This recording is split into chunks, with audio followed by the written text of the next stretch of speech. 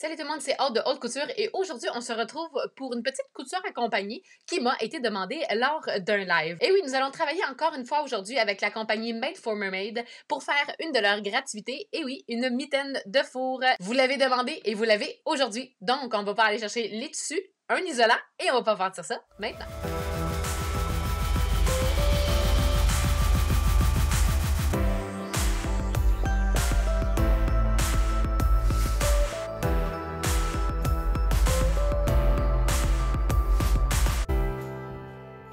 Aujourd'hui est relativement simple. La chose que vous allez avoir vous procurer parce que vous l'avez probablement pas déjà à la maison, c'est l'isolant. C'est donc pour vous protéger de la chaleur et ça s'appelle du Radiantex. Je vais vous mettre le lien juste en dessous du vidéo et merci à Alex pour m'avoir suggéré la meilleure isolation à mettre dans notre mitaine aujourd'hui.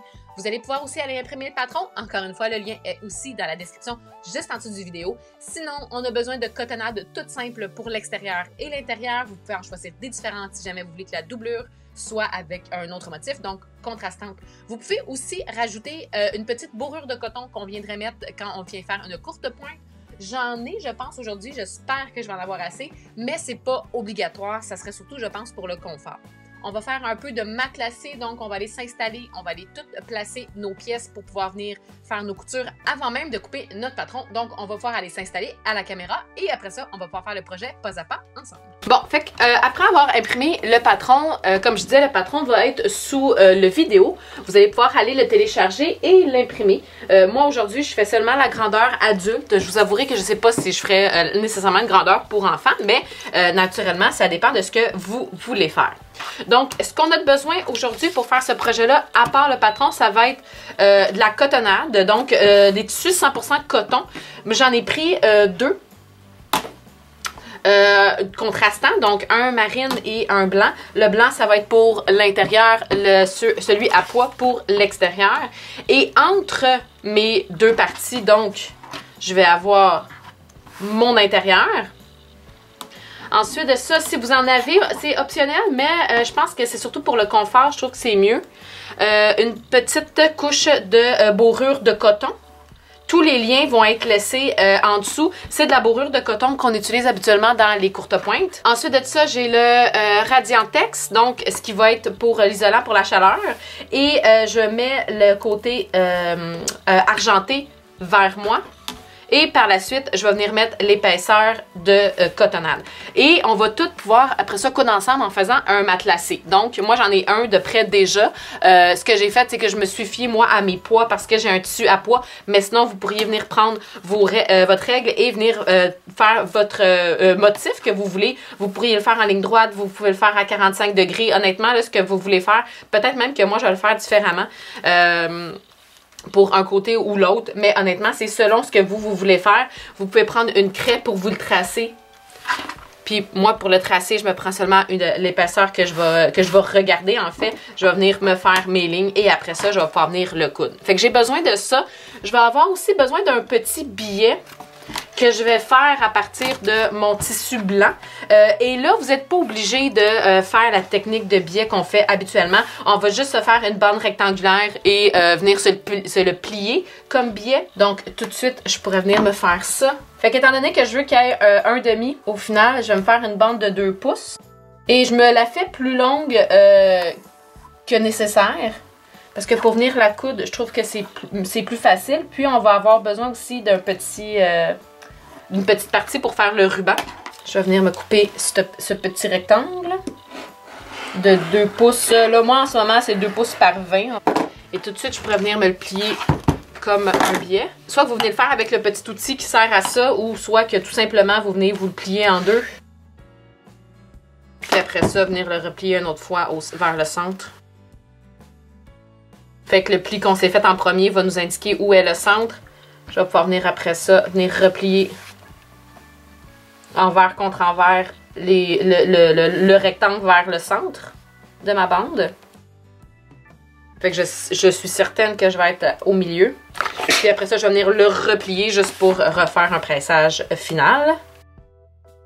Donc ça va être prêt pour tantôt. Donc la bande de billets de 20 pouces par 2 pouces, ça va être pour la finition et le petit ruban. Et là, pour l'intérieur, les valeurs de couture, eux autres, ce qu'ils font, c'est que ils viennent le faire au ciseau dentelé. C'est probablement ça que je vais faire aussi, mais sachez que vous pouvez toujours venir mettre un billet pour venir faire une finition. Il existe même, je vais vous laisser une photo là, quelque part, il existe même un billet de Sergé 100% coton qui pourrait venir faire la finition en étant placé en sandwich.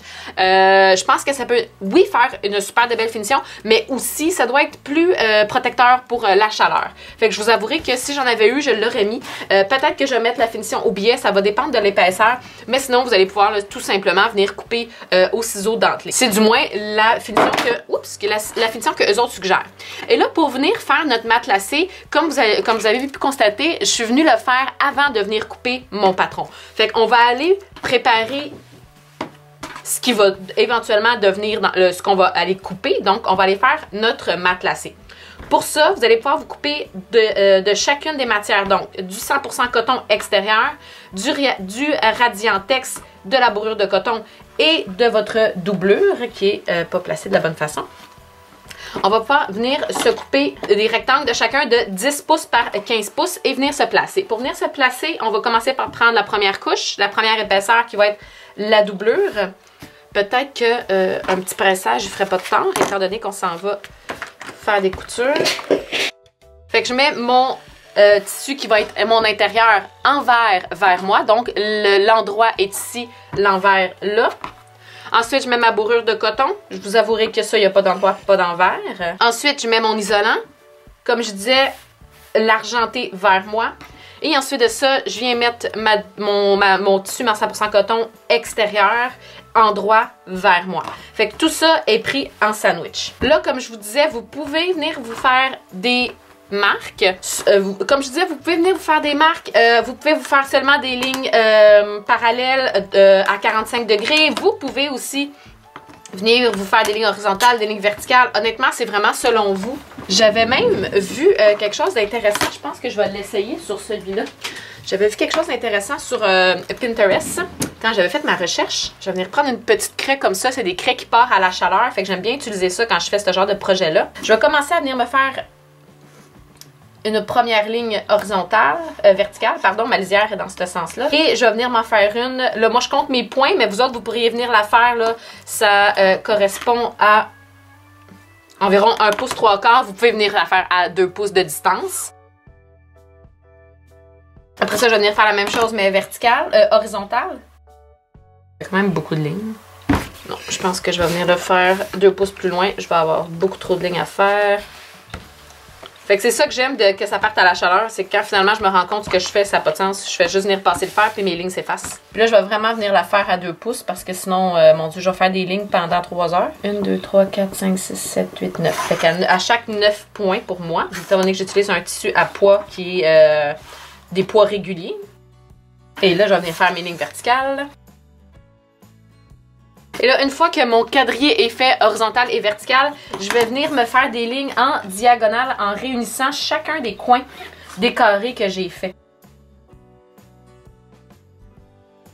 Dans ce sens-là et dans ce sens-là. Fait comme j'ai dit, c'est un design là, que j'avais vu sur Pinterest puis que j'avais aimé. Je trouvais que ça faisait comme des petites étoiles. Vous n'êtes pas obligé d'en faire autant. Vous pouvez seulement faire un quadrillé si c'est ce qui vous intéresse. Vous pouvez vraiment là, y aller selon vos propres goûts.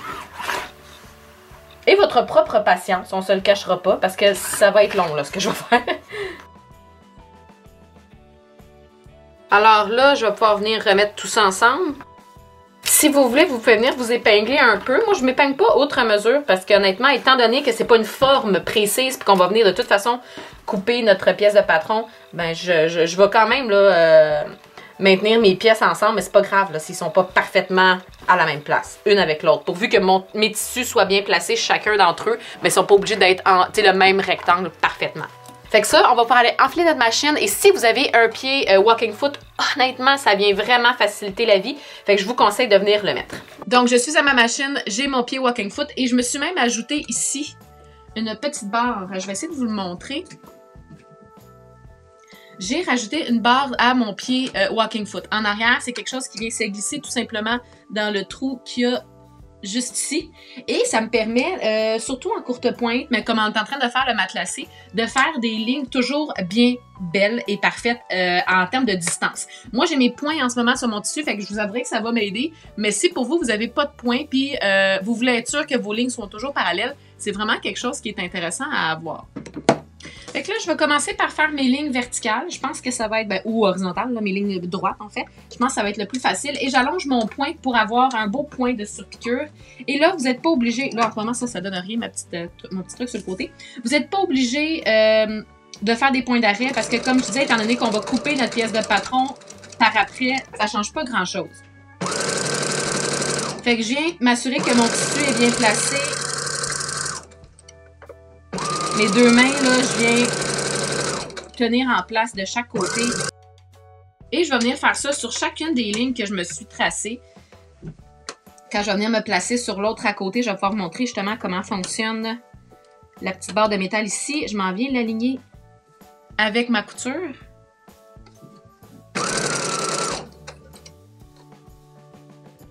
Et je peux me fier à ça pour m'assurer d'être parallèle avec ma première ligne que je me suis faite. Fait que j'aime bien utiliser mes deux mains appuyées de chaque côté, m'assurer que ça soit bien, que mon tissu ne vient pas se déplacer parce que des fois, quand on tire vers nous, là, il va avoir tendance à avoir des plis qui vont venir se former. Fait que si je viens vraiment de chaque côté pour venir le placer, ça vient aider. Naturellement, je ne fais pas une pression trop intense pour qu'après ça, mon tissu n'avance plus. Mais je fais quand même là, un bon travail de placement avec mes mains. Comme je disais, je vais venir faire ça à chacune de mes lignes. Mettez-vous une bonne émission, quelque chose de fun à regarder, à écouter, de la bonne musique. Et on vient faire beaucoup de lignes pour maintenir toutes nos épaisseurs en place.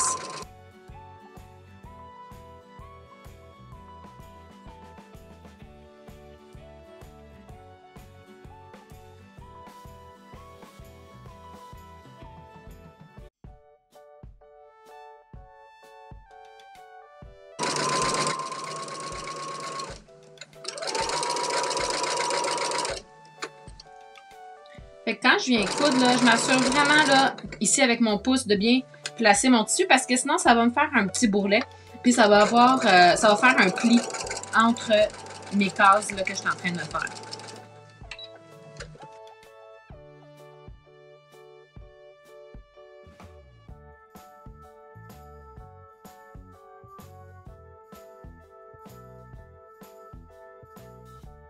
Bon, fait que, une fois que ça c'est fait, on va pouvoir presser. Je vous avouerai que j'ai envie aussi de couper mes fils, même si je vais éventuellement couper le patron. Là. Il n'aura plus ces fils-là. Mais peut-être juste un petit ménage.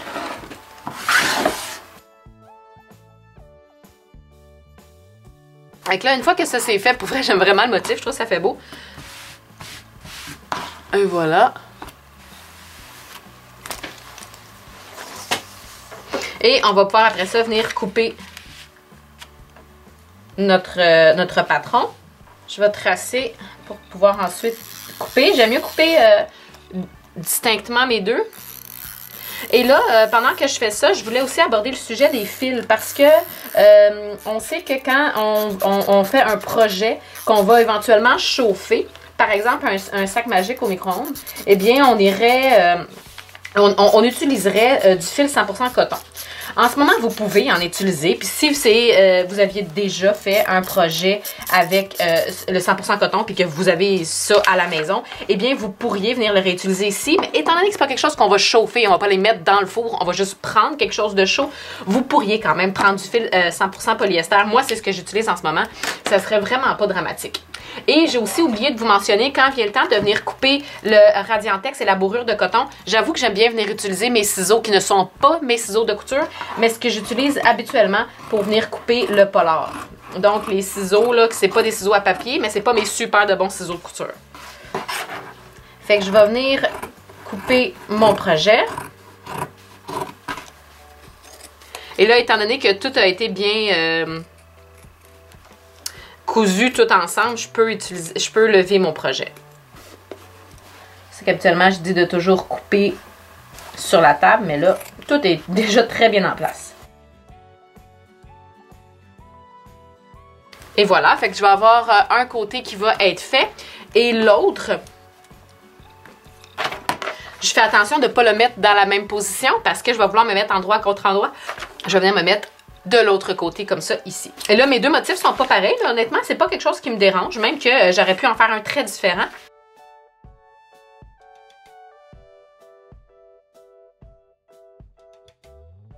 Et là, on va pouvoir venir se mettre endroit contre endroit.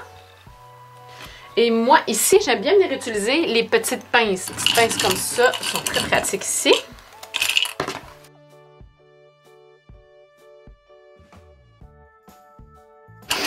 Et là, on va pouvoir venir coudre ça à 5/8 de pouce. Et là, on va porter une attention très particulière ici. Oh, c'est pas 5/8 de pouce, c'est pas vrai. C'est 1/2 pouce. On va venir donc porter une petite attention particulière ici. On voit qu'on a une petite coche qui vient montrer dans le fond où est-ce que nous devrons aller coudre. Donc moi, ce que j'aime bien faire dans ces situations-là, c'est je vais venir où est-ce que j'ai mon coin me faire un petit trou. Je vais venir me placer sur mon projet, prendre un petit crayon pour venir me faire un point. Fait que quand je vais venir faire ma couture à 1/2 pouce, arriver ici, je sais que c'est sur ce point-là que je vais laisser mon aiguille plantée pour me retourner ici. On va aller à la machine, coudre ça ensemble. Fait que je vais venir me mettre à 1/2 pouce. Fait que là, je prends mon temps. Encore avec mon walking foot, je vous dirais qu'ici aussi, ça peut être très pratique d'avoir ça. Et dans le pouce, là, je vais vraiment prendre mon temps parce qu'on s'entend pour dire que on va avoir une belle courbe. Je me rends jusqu'au point. Je peux même le finir à la main pour être certaine que je suis à la bonne place. Je vois pas grand-chose. Oui, parfait. Fait que je vais venir me retourner pour après ça venir rejoindre ma valeur de couture ici. Bon, fait qu'une fois que ça c'est fait, c'est ici que je vous dis que vous pourriez venir faire une petite finition au biais. Mais je trouve ça quand même épais. Puis je pense pas que en termes de chaleur et tout ça, ça soit dramatique. Si vous voulez, vous pouvez. Mais sinon, on va pouvoir venir couper au ciseau dentelé. Seulement ici que je vais venir porter une attention particulière. On va pouvoir venir couper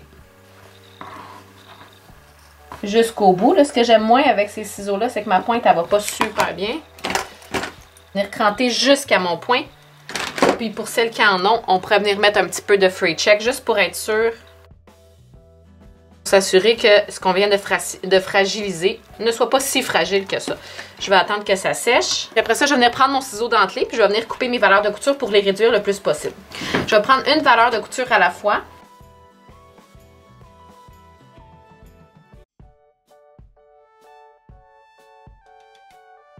Et là, avant de retourner quoi que ce soit, je vais venir préparer ma petite ganse qui va servir de ruban, en fait, là, de ganse pour venir accrocher la mitaine. Je vous avouerai que de la façon qu'ils l'ont conçu, c'est plus décoratif qu'autre chose, mais c'est quand même intéressant à venir faire. Et après ça, on va venir poser le biais. Fait que je vais venir commencer à poser ça sur le côté ici.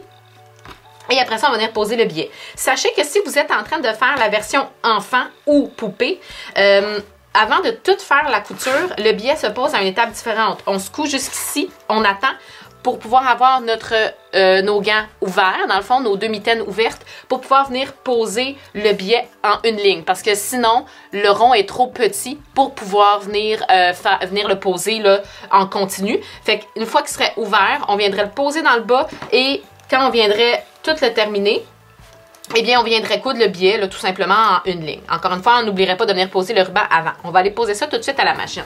Là, par exemple, je vais venir enlever mon pied parce que je vous avouerai qu'en ce moment, il va nous nuire plus que d'autres choses. Fait que là, je vais juste venir fermer mon ruban. Donc, je vais venir coudre le plus près du bord possible pour le fermer. Quand je vais venir le plier, je ne vais pas venir le plier comme ça. Je vais venir le plier en prenant chacune des extrémités et venir le mettre un sur l'autre. Comme ça. C'est-à-dire que ça va être plus facile après ça pour venir l'accrocher. Donc, je répète, je ne viens pas le plier comme ça ici, endroit contre endroit. Je viens me mettre comme ça ici, envers sur endroit. Je viens le placer directement sur ma couture, pas où est-ce qu'il y a le pouce, mais de l'autre côté. Je viens laisser mes valeurs de couture ouvertes. Comme ça. Je vais venir me coudre ça. C'est pas obligé là, d'être une couture très très solide parce qu'on va venir repasser de toute façon avec le ruban. Après ça, on va pouvoir aller chercher le biais. Puis une fois qu'on a installé notre ruban, qu'on a coupé à 4 pouces, qu'on a enlevé du long ruban qu'on a fait, du long billet, là, on va pouvoir venir poser le billet. Moi, je vais venir le poser, je vais venir le commencer, pardon, sur l'endos de ma mitaine. Je vous avouerai que je préfère où est-ce que j'ai fait plusieurs lignes. Fait que ça va être le devant, si on veut, de ma mitaine. Fait que ce que je vais venir faire, c'est que je vais venir le poser sur l'autre côté. J'ouvre mon billet au complet. Mais je vais venir rentrer de environ 3/8 de pouce, un demi-pouce.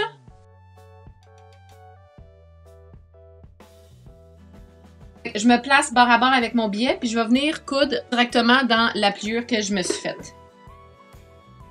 Au fur et à mesure, je viens tourner ma mitaine. Je vais venir ouvrir mes valeurs de couture quand je vais venir coudre par-dessus. Et là, je me suis mis sur l'endroit de la mitaine, comme vous pouvez remarquer. C'est très simple, je vais vous expliquer tantôt pourquoi. Fait que je suis endroit de mon billet sur endroit de ma mitaine. Je m'assure que mes valeurs de couture sont bien droites. Et naturellement, je vais faire tout le tour de la mitaine comme ça. Et là, quand je vais venir passer par-dessus la petite gorge, je vais prendre mon temps parce qu'il y a vraiment plus d'épaisseur ici. Je vais même repasser 2 fois dessus. Puis après ça, quand on va revenir où est-ce qu'on a plié le billet, et je vais venir me replacer tout simplement par-dessus, puis je vais venir coudre jusque de l'autre côté de ce que j'ai plié. Fait que je vais venir coudre à peu près là, jusqu'ici. Une fois qu'on a cousu le billet, je vais venir couper le surplus. On va venir ressortir le billet pour après ça venir envelopper dans le fond notre billet. Mais avant de faire ça, étant donné qu'on a beaucoup d'épaisseur, je vais venir réduire seulement les valeurs de couture de la mitaine, pas du billet. Et là, vous pouvez prendre soit un ciseau régulier ou votre ciseau dentelé. Moi, j'avoue que je pense que je vais venir utiliser mon ciseau dentelé. Ma ganse, je vais venir la régler tout simplement. Là, j'en enlève à peu près la moitié. Et là, on va pouvoir venir retourner tout ça. Et là, encore une fois, je vais venir prendre mes petites pinces, que j'aime bien. Je vais venir tout me placer tout le tour.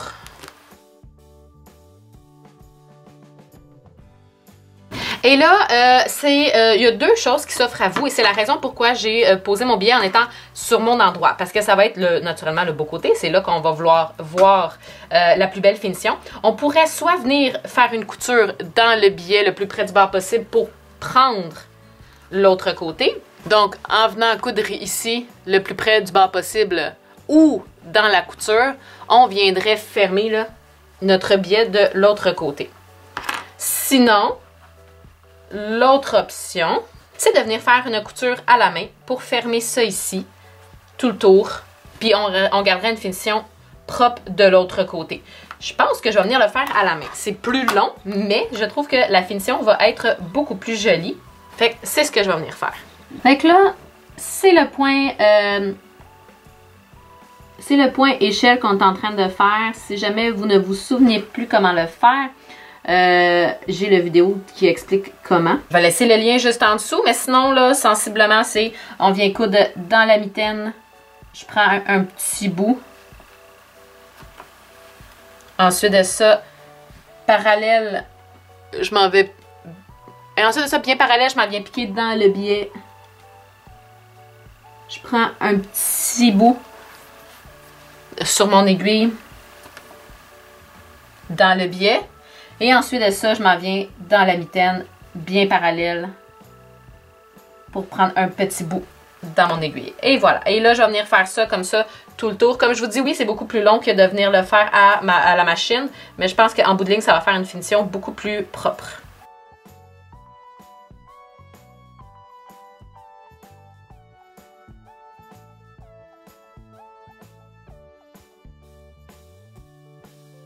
Et là, quand j'arrive où est-ce que j'ai retourné mon billet, je le laisse aller comme ça. Je vais pouvoir venir le finir à la main dans l'autre sens quand je vais avoir fini de coudre tout le tour.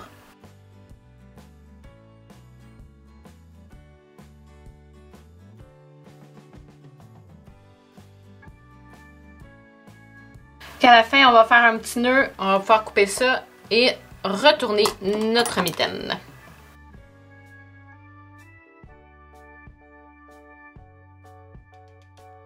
Une fois qu'on l'a bien retourné, on va pouvoir la presser. Puis finir là, la petite ouverture de biais, si c'est pas déjà fait.